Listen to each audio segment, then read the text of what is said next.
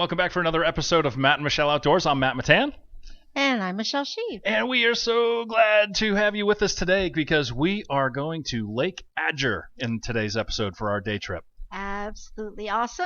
Yeah, Very fun Lake episode. Adger, Mill Spring, Columbus, Tryon. I mean, we had such an amazing time. 1 hour drive from Asheville, about 45 minutes from Greenville, an hour and a half from Charlotte. And what was amazing is while people know about Tryon, a lot of people in the fishing world, they've heard of Lake Adger because some monster fish we came to learn after being there that some really big fish, including state record fish, have come out of there. We didn't know that going in, but most people have never really been to Lake Adger.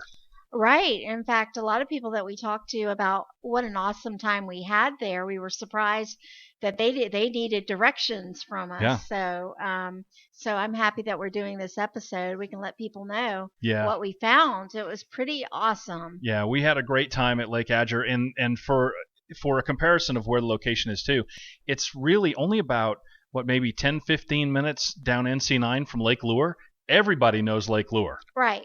And just 10 minutes further down NC9, there's beautiful Lake Adger. It really was shocking to me how close the two lakes were. Yeah. And for Lake Lure is like the prom queen and well, Lake Adger's the date that I enjoy. That's for sure. Oh, yes, I like it. We had a good time. That would definitely beautiful, be the date you diverse, enjoy. challenging, but rewarding. Yes. Such good Yes. way to put it. Yes. Muddy water sometimes, crystal clear other times. Okay, now. Should I stop? All right. Yeah, no, you're good. You're good. What about all the fish you caught? I did. We're going to talk about that as we go, but should I just say it right up front as far as the fishing side of things go? Do you want to say it? Well, for people that watch the video, do you want to tease you like to tease your prom date? Well, I know for radio listeners and everything, what they hear on the radio is different what they'll see on the video. It's two different things. So if you want to check out the podcast, you're going to hear one thing. You'll hear one version of the story watching the video. So if depending on which one you check out first might change the fishing story that I give. No, it's going to be the same because here's the thing. We got to Lake Adger crack of dawn. We left Asheville, about 4:30 in the morning. Right, so it was about 4:30 in the morning. We left Asheville and we arrived just before the sun was coming up. And what a beautiful sight it was! Beautiful boat landing area, open to the public and no cost or anything. Yes. It was beautiful. Yeah. And as we prepared to go out on the water, it really became apparent very quickly that what we saw in front of us didn't look like a lot of lakes we go to in western North Carolina, eastern Tennessee. Well, the part of the lake where the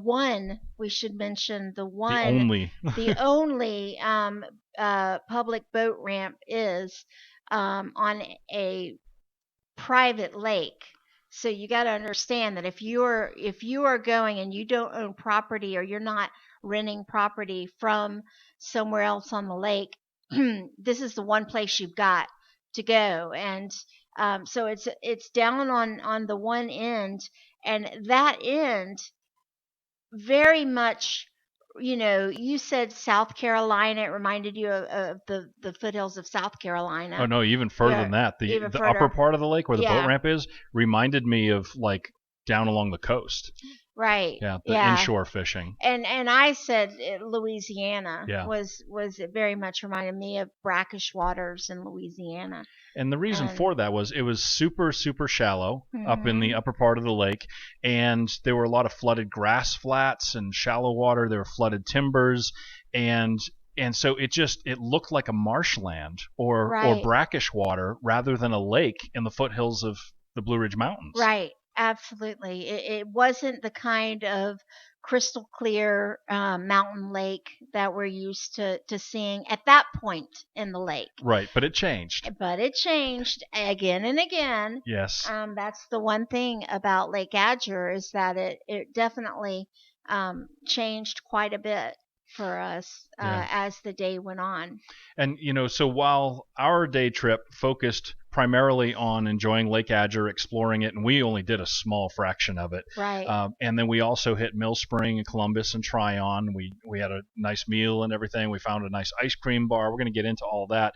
But then also coming up in this episode, we're going to be hearing from Melinda Massey, who is the Travel and Tourism Director for the Polk County TDA, and so she's going to be joining us, and we had a fun conversation, and because we pre-record this, we've already talked to her. You haven't heard her yet, but we've already talked to her. But we know, and she's awesome. She's incredible, and we have such a long list of other things we want to go back and do another episode of Polk County on the Green River. Right. Focused on the Green River. But we'll get to that a little bit later.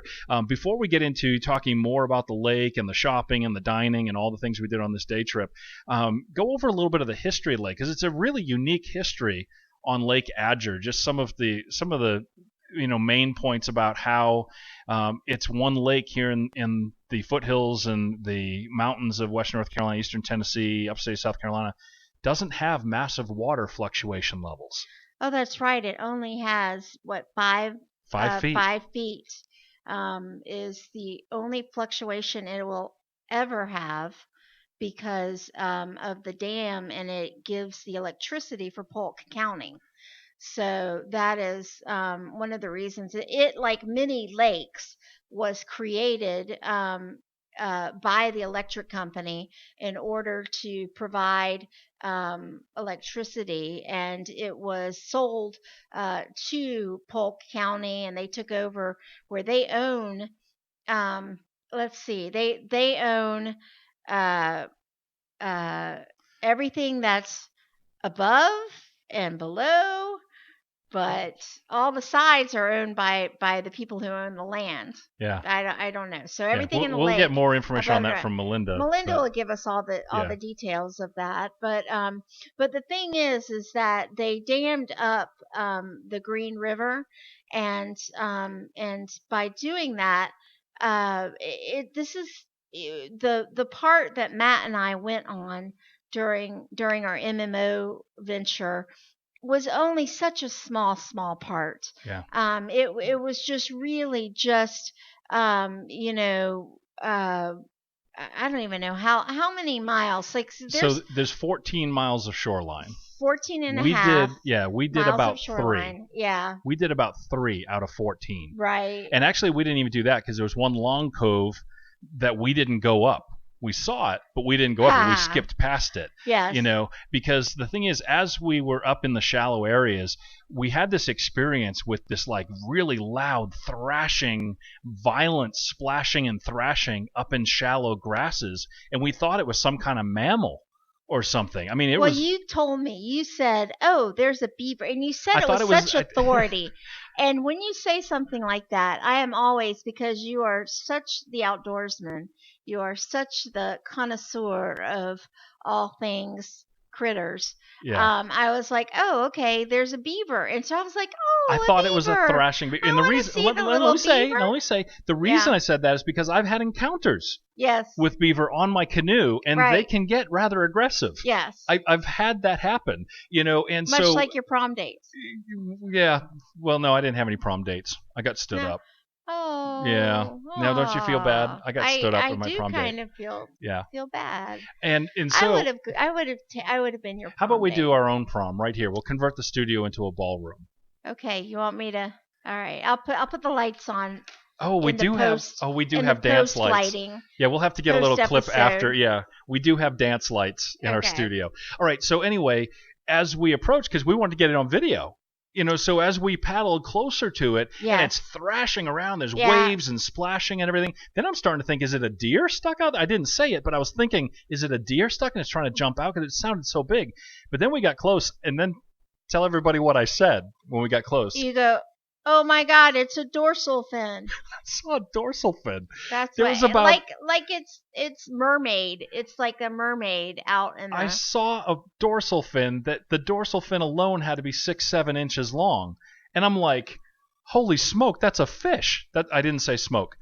I was like, and then I was thinking, well, maybe it's got to be a grass carp. It's got to be a grass carp up in here. And for the rest of the entire trip until we got back home and did research, That was my going theory. That was the going theory. It was a grass very carp. large carp. Yeah. I was thinking it had to be a very large carp. But on research after the fact, and this is an important thing for day trippers to have in mind, especially for our anglers out there, I do believe now that it was a muskie, a very, very big muskie. You have good reason to believe it was a muskie because Lake Adger holds the state record for muskie and the previous 3 or 4 state records. It has broken its own record 3, 4, 5 times in a row. It's known for its muskie. Nobody told us. These big, giant, sharp-toothed torpedoes are swimming around a Lake Adger. We're talking 40-pound fish. One of the things. So we get on the canoe and we're going around. We're not using a motor on the canoe either. We're having a nice time. The water was like glass. The water was beautiful. It rained heavily kind of the day before, and so in the morning it was kind of muddy over near the where it was very, very shallow water we were over.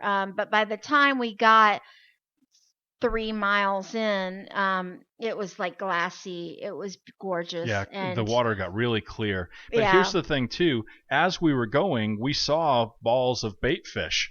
Yes. We saw balls of bait fish, and I was like, I was standing out. I was telling Michelle, I was like, wow, that's a lot of bait fish.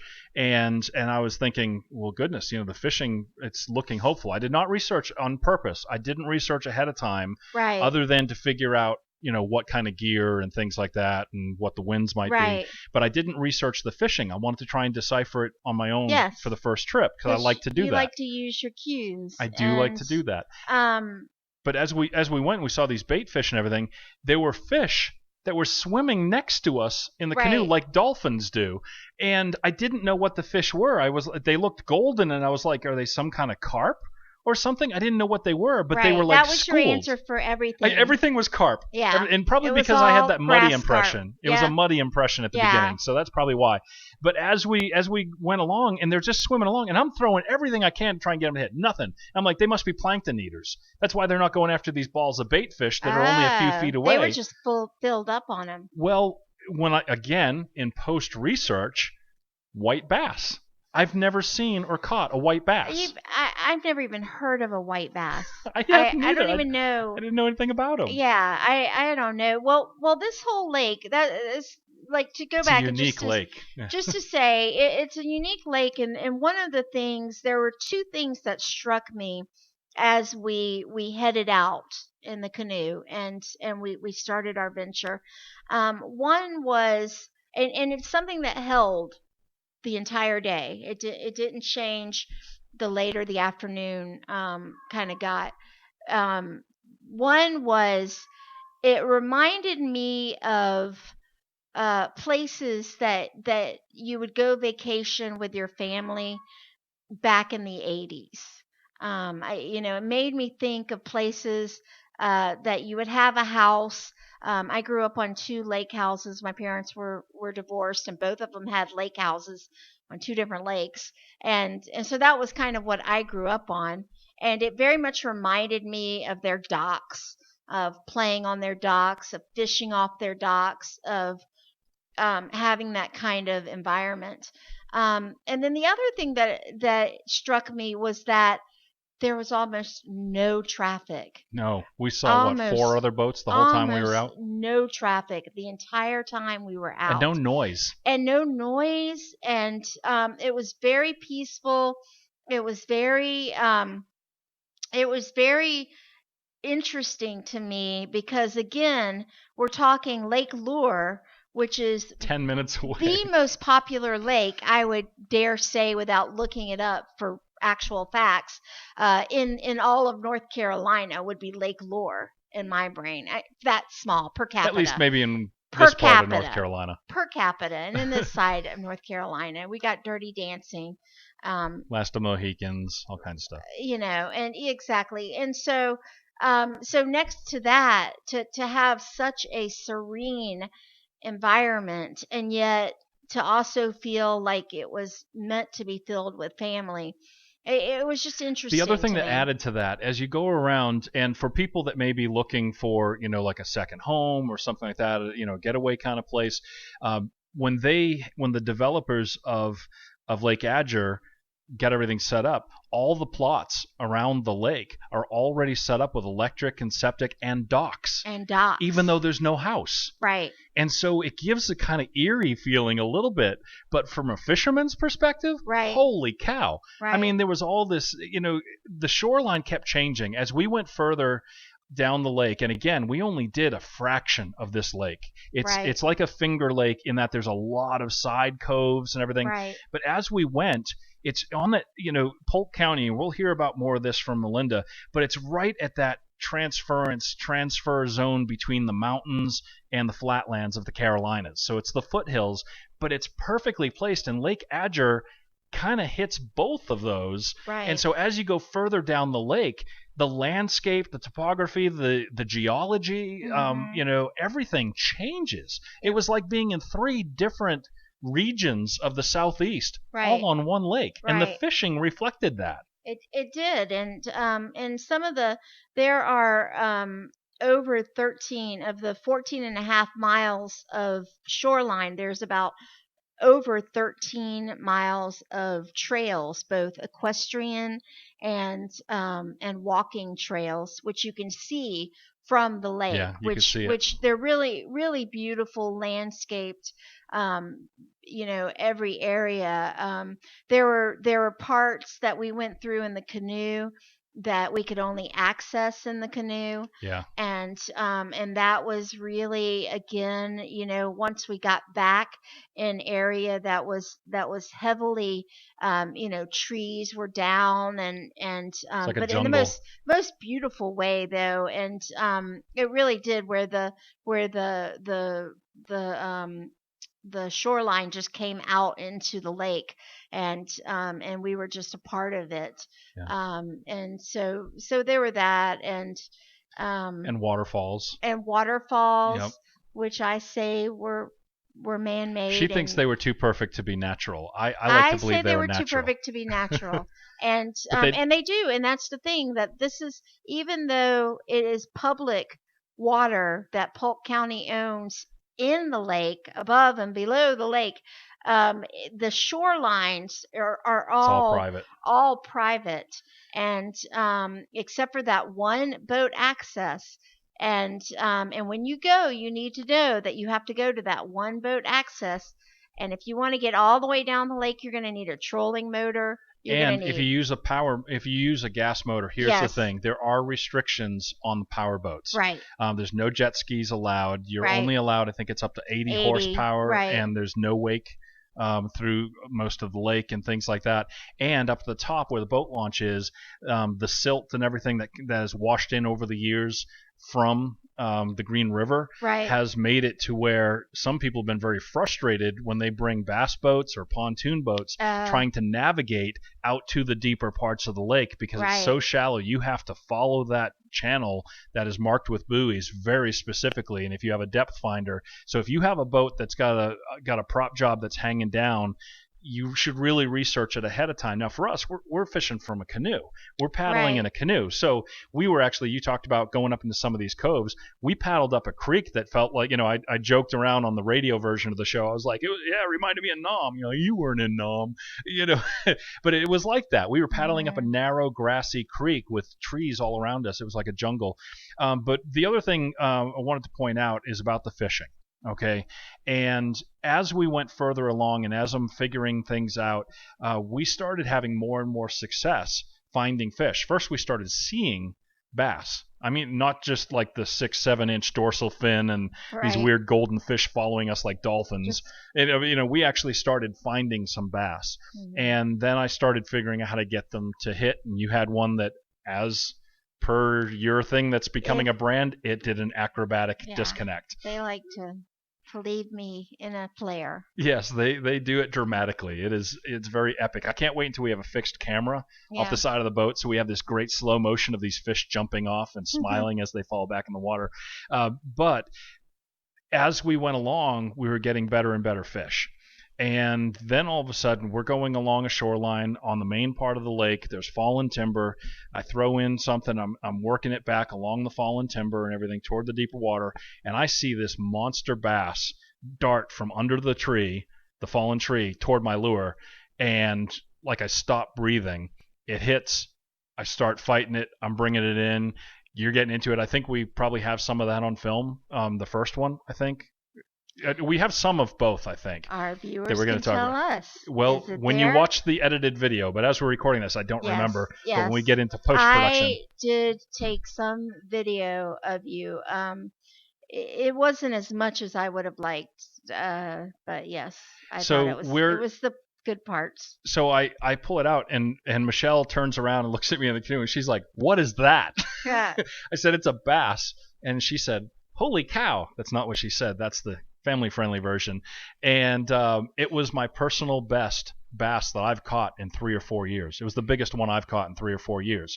The thing is how much longer was it?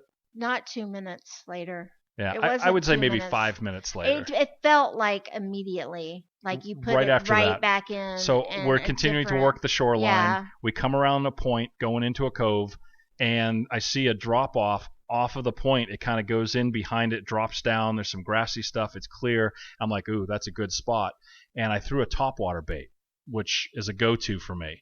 And I start working the topwater bait, and I see this a Rapala, a golden Rapala, 6-inch. I had upgraded my baits because I was starting to see there's substantial size bass in here. Yeah. And I start working the lure, and I see this boulder, Mr. Shoulders, coming up and looking at it, but he wasn't hitting it. And now I'm casting at an angle forward in front of Michelle. And I can't say anything because I don't want to startle or make any sudden movements and everything. And me and this bass, what seemed like an eternity, cat and mouse back and forth. I'm trying to get him to hit. He hits it, and all of a sudden I'm tied in on a bigger bass than the personal best I just caught and landed it. And so what do we estimate the pounds? I want to say 6. Yeah. Because the only reason I know that was the one you had before was 5. And so this was bigger. I would have said even bigger, but you're like, no. No, let's not exaggerate. Let's don't exaggerate. And I was like, I didn't think I was exaggerating, but I would be very comfortable at saying that was a 6-pounder. Yeah, that was a really good bass. So we had goes without saying, we had a great time fishing Lake Adger. We only did a small portion of it. We can't wait to get back out there with the motor and stuff like that. Let me ask you something. Now that you know that Lake Adger, besides its white bass, whatever that is, and it's missing carp, didn't see any of those. The muskie, what would you fish with next time we go back to try to get a muskie? So let me reach behind us here to the wall of honor. Okay. You talk for a second while I go back here and get this. Okay.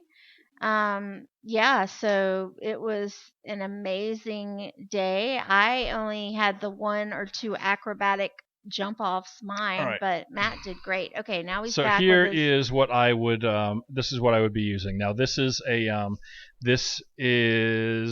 want to make sure I get the name brand on it right. I know it's a Shakespeare.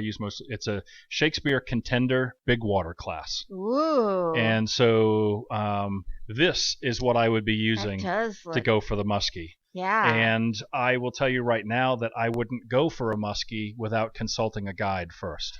And because they're so big in Lake Adger, right, that I would want to make sure I have it rigged correctly. My question would be, if I'm in the canoe with you, what are the chances that we get taken for a ride by a muskie motor? Yeah, they say no jet skis. If we hook into a muskie, you might go for a little bit of a ride. Yeah.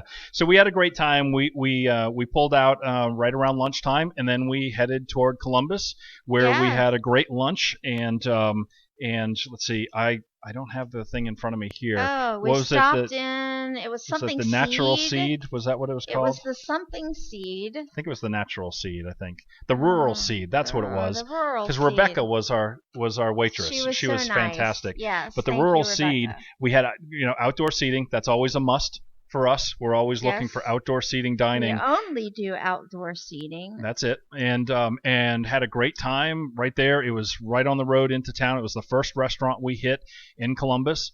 And so at the Rural Seed, we had fantastic chicken, but fried pickles. Oh, Their the fried pickles were to die for. Here's a picture of Matt eating the fried pickles. Oh, that. Yeah. See, she's good.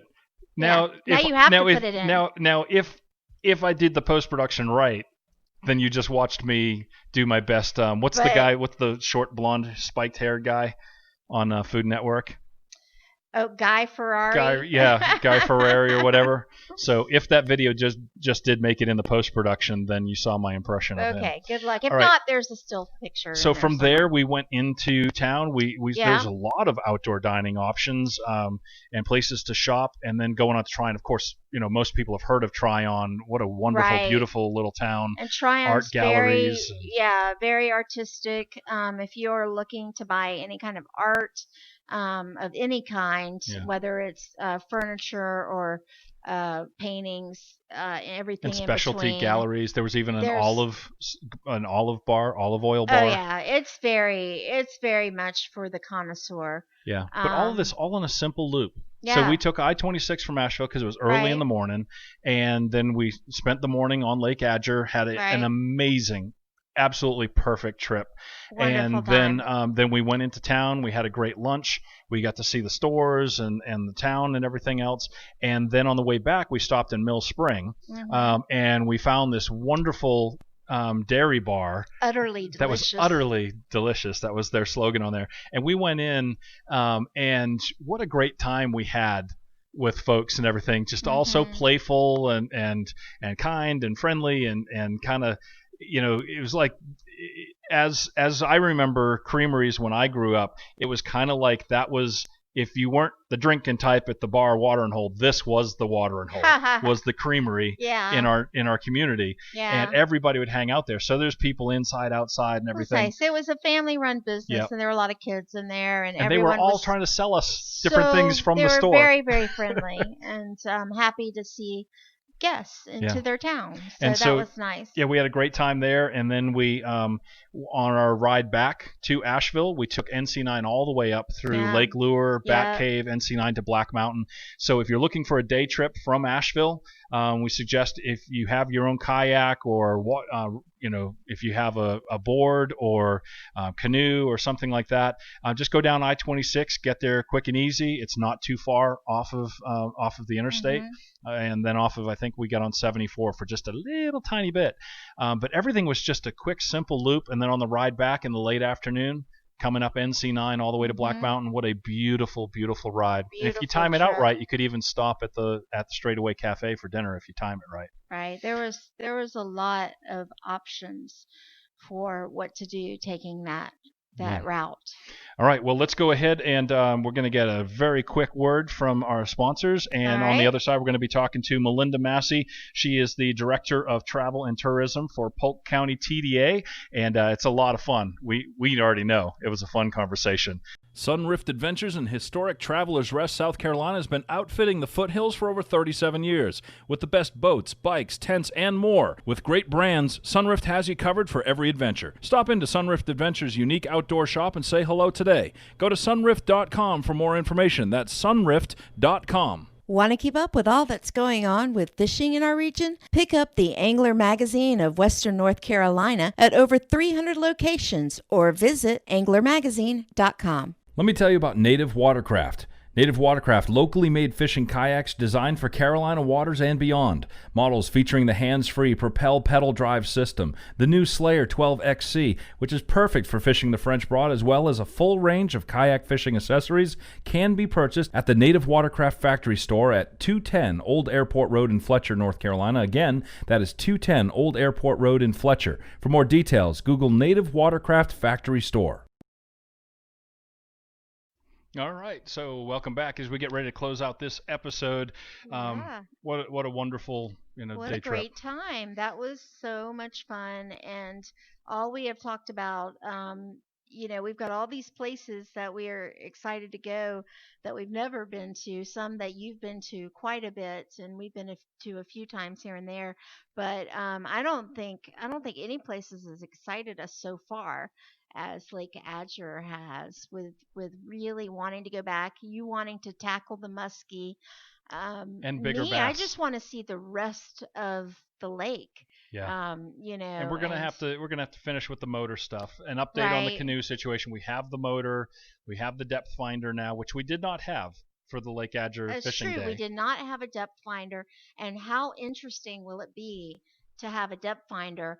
But I worry about using a depth finder in water that might be only a foot deep. Well, that's just the top part. Yeah. But we've got to still finish the registration and things like that for the boat. We got some stuff to do. Yeah, it doesn't matter if it's an 18-foot guide canoe or not.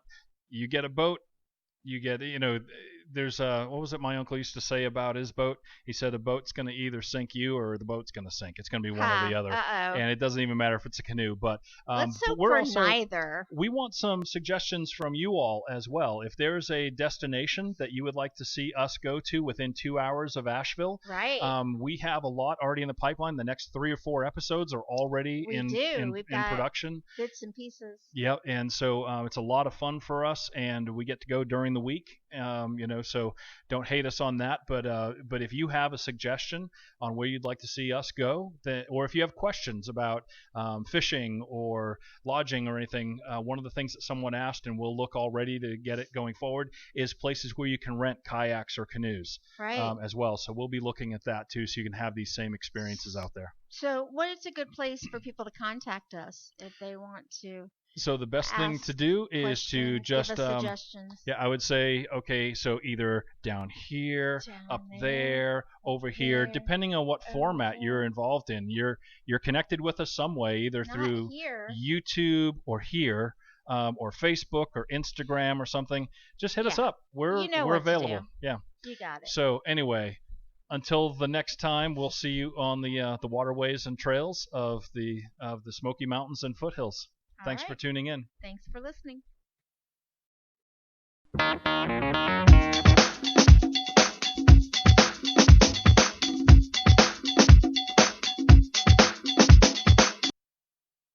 Okay, so 4:30 in the morning, getting an early start. I'm not entirely awake yet, but we have a little bit of a drive because we are going to be checking out for the first time ever Lake Adger, North Carolina today, right near the South Carolina line. A new lake. New lake for us. I've heard of it for years, but it's going to be my first time ever out on it. Have never even scouted it. So here we go. Time to hit the road. And oh, by the way, we got some new toys, but probably not going to be able to use them yet today. But we're supposed to talk about those. Not going to talk about that yet. We're going to do an unboxing. We're going to hold off. Okay. I'll just edit that part out later. No, I won't. All right, time to hit the road.